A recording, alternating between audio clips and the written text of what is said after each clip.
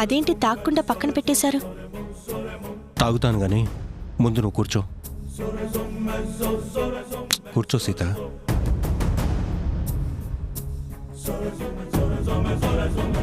చెప్పండి. లౌక్యం తెలిసిన నువ్వు కూడా ఈ మధ్య అనవసరంగా అన్ని విషయాల్లో జోక్యం చేసుకుంటున్నావు సీత. మీకెందుకలా అనిపించిందో తెలియదు కానీ మన కుటుంబ విషయాల్లో కూడా అవసరమైతే తప్ప నేను తలదూర్చనండి. పొలం విషయంలో నిన్న భోజనాల దగ్గర నా తమ్ముళ్ళని సమర్థించావు సరే, నేను తప్పన్నట్టుగా మాట్లాడే చూసావా? అది నేను జీర్ణం చేసుకోలేకపోతున్నాను. చిన్న పిల్లాళ్ళ మాట్లాడకండి. వాళ్ళు అడిగిన పద్ధతిలో ఆవేశం ఉందేమో కానీ వాళ్ళ మాటల్లో ఆలోచనే ఉంది. వాళ్ళ ఆవేదనలో నిజం ఉంది. అంటే తప్పు నాదేనంటావా? వాళ్ళు నన్ను అలా నిలదీయటం తప్పు కాదంటావు సీత? ఎలా తప్పవుతుందండి? పిల్లలు మిమ్మల్ని నిలదీశారని మీరు ఆలోచిస్తున్నారు, నేను వాళ్ళని సమర్థించానని బాధపడుతున్నారు. కానీ మేమంతా మీ పట్ల ఎందుకలా ప్రవర్తించామో తెలుసుకోలేకపోతున్నారు. మంచి చెడు విచక్షణ లేకుండా నేను పిచ్చి పనులు చేస్తాను సీత. విచక్షణ ఉండటం వేరు, కొన్ని సంఘటనల్లో ఆలోచించే తీరు వేరు. మీరిచ్చిన పొలం మీ అన్నదమ్ముల ఉమ్మడి ఆస్తండి. మీరు దానాలు చేస్తున్నారు కదా, ఎందుకలా చేస్తున్నావన్నయ్యా అని మీ తమ్ముళ్లలో ఒక్కరైనా మీకు ఎదురు తిరిగారా? మీరు చేసిన సహాయాలను ఒక్కసారైనా ప్రశ్నించారా? మీ తమ్ముళ్ళు మాత్రమే కాదండి, మీ మరదళ్ళు కూడా మిమ్మల్ని తండ్రి హోదాలో ఉంచారు. మీ మీద గౌరవం వాళ్ళకి అప్పుడు ఇప్పుడు ఎప్పటికీ ఒకేలాగా ఉంటుంది. వాళ్ల బాధంతా మీరు తప్పుదారి పట్టకూడదని, మీ మర్యాదకు భంగం కలగకూడదని. మీ మరుదుల్ని నీ చెల్లెల్ని నువ్వు బాగానే వెనకేసుకొస్తున్నావు. వెనకేసుకు రావడం లేదండి, ఉన్నతే చెప్తున్నాను. మీరు మంజులని మీ భార్యగా పరిచయం చేస్తే వాళ్ళేం అనలేదుగా. అది మనిద్దరి పర్సనల్ విషయం, మన సంసారం. మీరు ఒక్క అమ్మాయిని కాదండి, 10 మందిని తీసుకొచ్చి ఇంట్లో పెట్టినా అది మనిద్దరం తేల్చుకుంటాం. కానీ పొలం ఇల్లు లాంటి ఉమ్మడి విషయాల్లో మాత్రం మీ తమ్ముళ్లతో చర్చించడమే అన్నగా మీ ధర్మం. కాఫీ చల్లారిపోతుంది, తాగండి.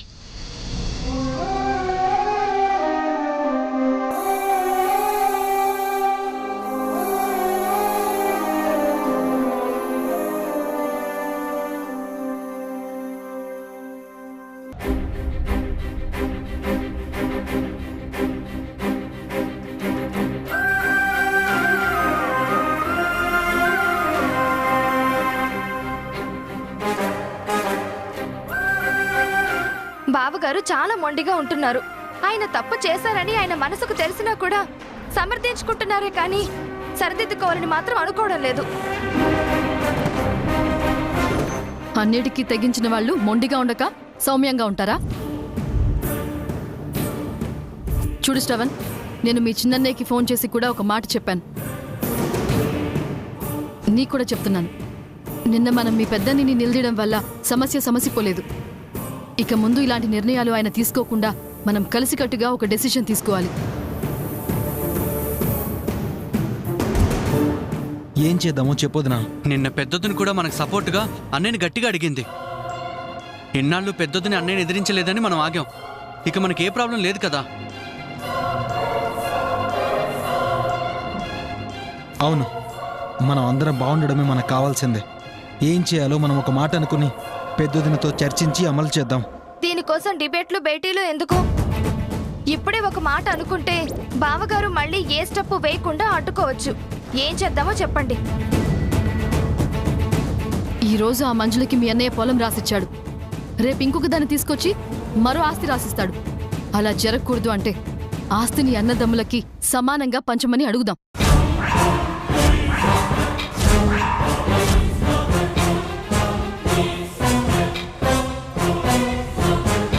అప్పుడు ఆయన ఆస్తిగా వచ్చిన వాటాని ఎవరికైనా ఇచ్చుకుంటాడో అమ్ముకుంటాడో ఆయన ఇష్టం. మనకే కష్టం ఉండదు. దాక్షాయిని,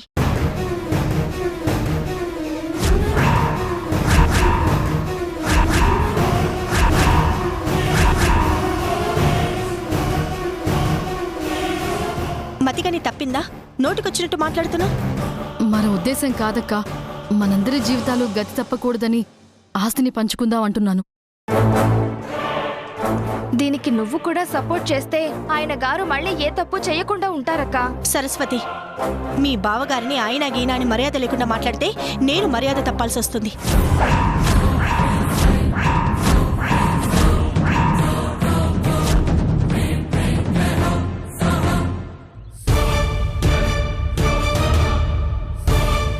సారీ అక్క, ఫ్లోలో వచ్చింది. నిన్ననేగా వదినా మాకు సపోర్ట్ చేసి మాట్లాడాం, మళ్ళీ ఇప్పుడు అన్నయ్యని వెనకేసుకొచ్చి మాట్లాడతావేంటి? శ్రవణ, అక్కడే మీరు పొరపాటు పడుతున్నారు. నేను మీకు సపోర్ట్ చేయలేదు. ఉమ్మడి కుటుంబానికి వచ్చిన సమస్యని సపోర్ట్ చేశాను. అందుకే మీ అన్నయ్యని తప్పుపట్టి అడిగాను.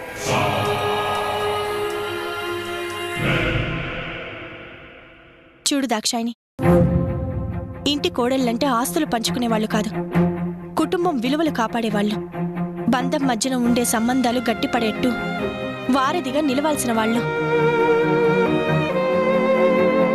ఇంకెప్పుడు ఆస్తులు పంపకాలు చేసుకుందామన్న ప్రస్తావన ఈ ఇంట్లోకి తీసుకురావద్దు. నేనేమి చెడు ఉద్దేశంతో అనలేదక్క. బావగారు చేస్తున్న పనులకి మనం రోడ్డు మీద పడకూడదని అందరి మేలు కోరే అలా అన్నాను. చూడు దాక్షాయిని, నా భర్త మరో తప్పు చేయకుండా వేరే రూపంలో అడ్డుకుందాం. అంతేకాని పంపకాల పేరుతో ఉమ్మడి కుటుంబాన్ని విడగొట్టొద్దు. పొలమో ఆస్తో పోతే సంపాదించుకోవచ్చు, కానీ ఇలాంటి మనస్తాపాలొచ్చినా మన మధ్యన ఉన్న సంబంధాలు తెగిపోతే ఎప్పటికీ కలవు, మనసులు కూడా అతుక్కోవు.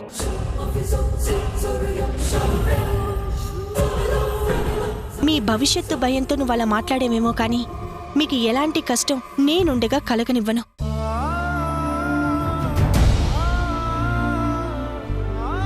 సరస్వతి, మీ బావగారిని మర్యాద తప్పి మాట్లాడేసరికి కోపం తట్టుకోలేక నీ మీద నోరు జారాను. అవేవి మనసులో పెట్టుకోకు. చచ్చా, నువ్వు కాకపోతే నా మీద ఎవరు కోప్పడతారక్క? అదేం లేదు.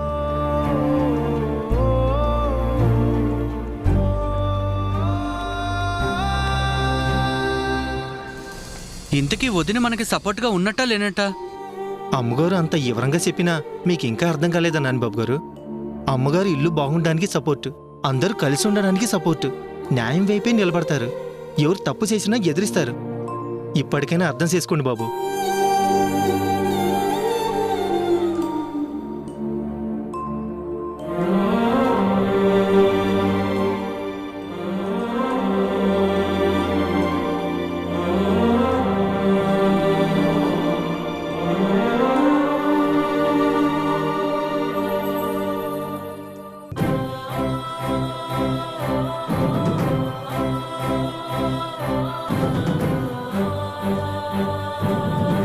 అమ్మగారు, చెప్పు మారుతి. మన సిద్ధాంతి గారు ఓసారి వచ్చి మిమ్మల్ని కలవమన్నారు అమ్మగారు. ఆ, మిమ్మల్ని అంటును అయ్యగారిని రమ్మనిలేదా? చెప్పలేదమ్మగారు, మీ ఒక్కరినే కలవమన్నారు. మీతో ఏదో ముఖ్యమైన విషయం మాట్లాడాలంట. సరే, నేను పని అయిపోయాక వెళ్ళి కలుస్తాలే. లేదమ్మగారు, ఉన్న పలంగా రమ్మన్నారు, ఆలస్యం చేయొద్దన్నారు. సరే, ఇది చూస్తూ ఉండు. సరే అమ్మగారు.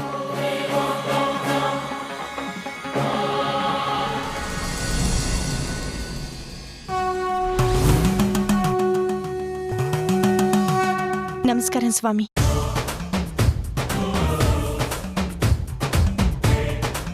కూర్చో సీతమ్మా.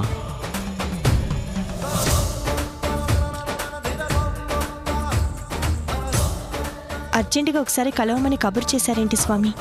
ఈ ఇంటికి పెద్ద కోడలివి, మంచి చెడులు బేరీజు వేయగలిగిన దానివి, బాధ్యత భుజాన వేసుకొని కష్ట నష్టాలను తీర్చగలిగే సామర్థ్యం ఉన్నదానివి. భవిష్యత్తులో నీ కుటుంబానికి ఎదురయ్యే విపత్తుని అడ్డుకొని నువ్వే కాపు కాయాలి కాబట్టి నిన్ను రమ్మన్నాను సీతమ్మ. రాబోయే రోజుల్లో విపత్తు ఎదురవ్వబోతోందా? ఏంటి స్వామి అది? నీకు సూచనప్రాయంగా తెలిసిన విషయాన్ని ఈ గవ్వలు తేటతెల్లం చేస్తాయి. ఓం నమః శివాయ. నీ ఇష్టదైవాన్ని మదిలో ధ్యానించి ఈ గవ్వలు వేయి తల్లి.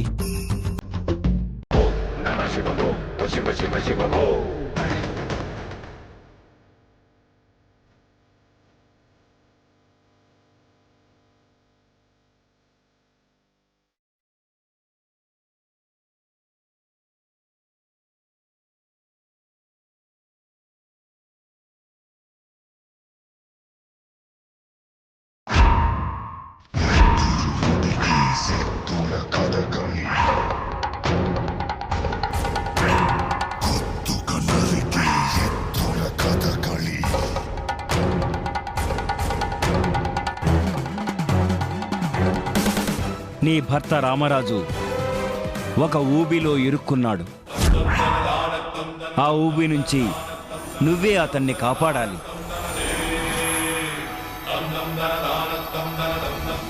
మీరు చెప్తున్న ఆ ఊబేంటో నాకు అర్థమైంది స్వామి. మా ఇంట్లోకి ఒక ఆడది అడుగు పెట్టింది. తను వచ్చిన దగ్గర నుంచి మాలో ఎవ్వరికి మనశ్శాంతి లేదు. దిగులే తప్ప సంతోషం అనేదే లేదు. మీ ఇంటికి వచ్చిన స్త్రీ మీ జీవితాలలో ఒక పాత్ర మాత్రమే. సమస్యల సుడిగుండాన్ని పెంచి కొద్దిగా అశాంతిని రేపే కలత మాత్రమే. మరి మాకు పొంచి ఉన్న ముప్పేంటి స్వామి? జరగబోయే అనర్థం ఏంటి? నా భర్తకు ఎదురయ్యే గండవేంటి స్వామి? శ్రీకృష్ణ జన్మస్థానం.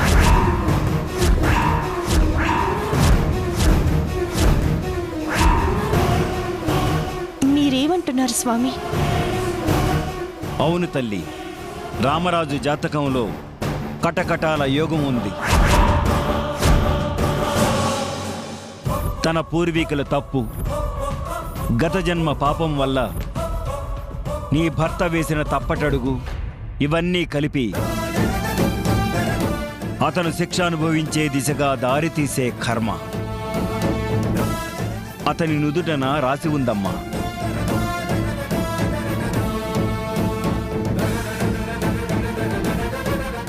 భయపడకు తల్లి, నీ ధైర్యమే నీ భర్తని ప్రమాదం నుంచి బయటపడేస్తుంది. ఏంటి స్వామి ఇది? ఎందుకు మాకే ఇలా జరుగుతుంది? మేము ఊపిరి పీల్చుకునే అవకాశమే లేకుండా సమస్యల తుఫాను రేగుతూనే ఉంది. మా మనసుల్లో అలజడి సృష్టిస్తూనే ఉంది. దీనికి అంతం లేదా స్వామి? మేమెప్పటికీ సంతోషంగా ఉండలేమా స్వామి? కంగారు పడకు తల్లి, జీవితం అంటేనే అది. విధివ్రాతను తప్పించుకోగలమా? కాకపోతే ఒక్క విషయం మాత్రం గుర్తుపెట్టుకోవాలి. ఇన్నాళ్ళు నీకే కష్టం వచ్చినా నీ పేరుకు తగ్గట్టు సహనంతో వ్యవహరించావు. ఇక భద్రకాళిలా ఉగ్రరూపం దాల్చే సమయం ఆసన్నమైంది. నువ్వలా మారితేనే అన్నింటికీ పరిష్కారం వస్తుంది. సరే స్వామి, మీరు చెప్పినట్టే చేస్తాను. కానీ నా భర్త జైలుకు వెళ్లకుండా అడ్డుకునే మార్గం ఉందా స్వామి? మరలా ఒక్కసారి నీ ఇష్టదైవాన్ని ఒక్కసారి స్మరించి గవ్వలు వేయి తల్లి.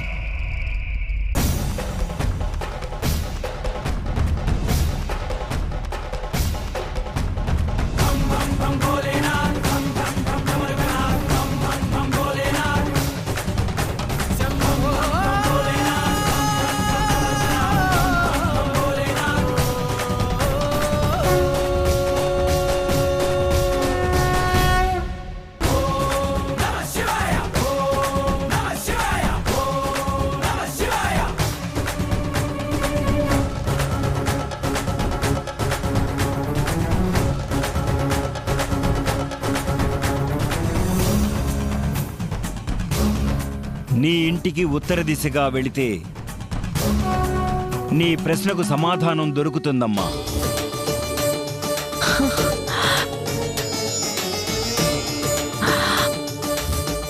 అలాగే స్వామి, వెళ్తాను. సరే తల్లి, జాగ్రత్త. శుభం భూయాత్.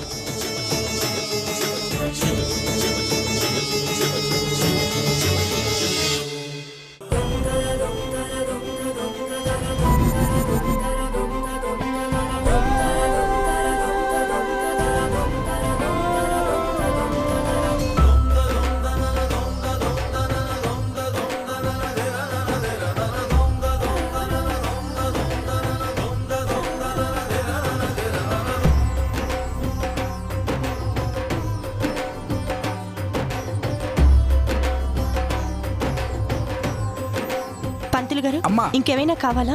జాకెట్ ముక్కలు తెప్పిస్తే అన్నీ వచ్చినట్టేనమ్మా. అలాగే. దాక్షాయిని, నిన్న పూజ కోసం దాచమని నీకు జాకెట్ ముక్కలు ఇచ్చాను కదా, అవి తీసుకొచ్చి పంతులు గారికి ఇవ్వు. సరే అక్క, ఇదిగోండి. ఇగోండి పంతులు గారు కాఫీ. ఇవ్వమ్మా. చిట్టి, వంటంతా పూర్తయిందా? 10 నిమిషాల్లో కథమైందక్క. త్వరగా కానివ్వు, పూజ అవ్వగానే నైవేద్యం పెట్టాలి కదా. అట్లనే అక్క. మారుతి, మారుతి, మారుతి, అమ్మగారు ఇంకా తోరణాలు కడుతూనే ఉన్నావా? అయిపోయింది అమ్మగారు. త్వరగా కానివ్వు, అవతల పూజకి టైం అవుతోంది. సరస్వతి, సరస్వతి.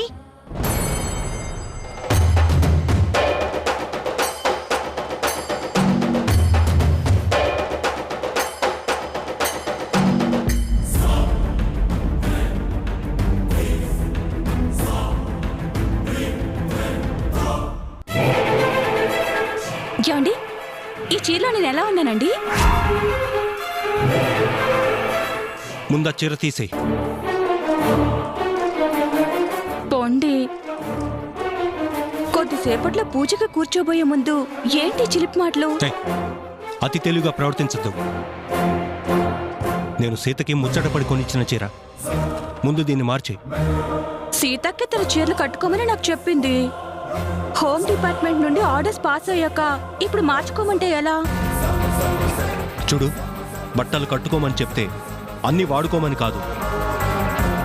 వాటిలో కొన్ని ప్రత్యేకమైన ఉంటాయి. అవి సీతకు మాత్రమే ప్రత్యేకమైనవని,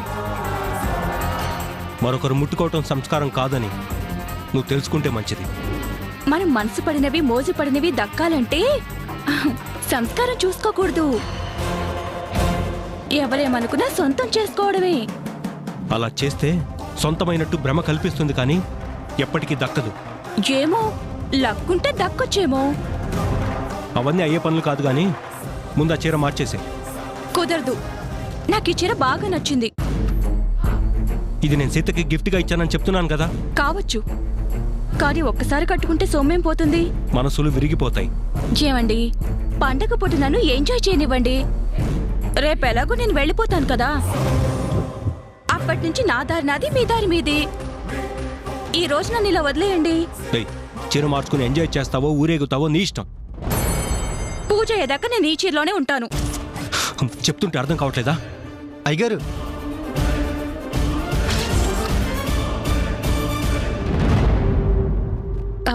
పండగ పుట్టు కూడా వదలరా నన్ను?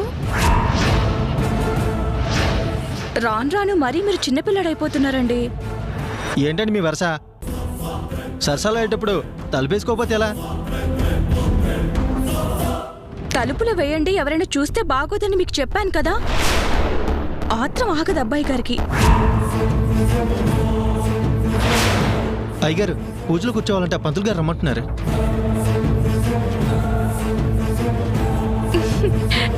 చిల్లిపి. ఏయ్,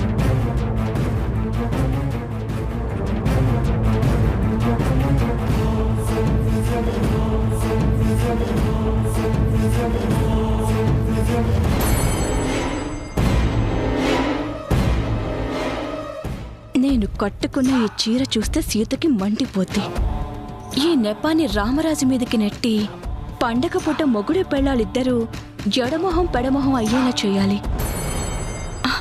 సీతక్క,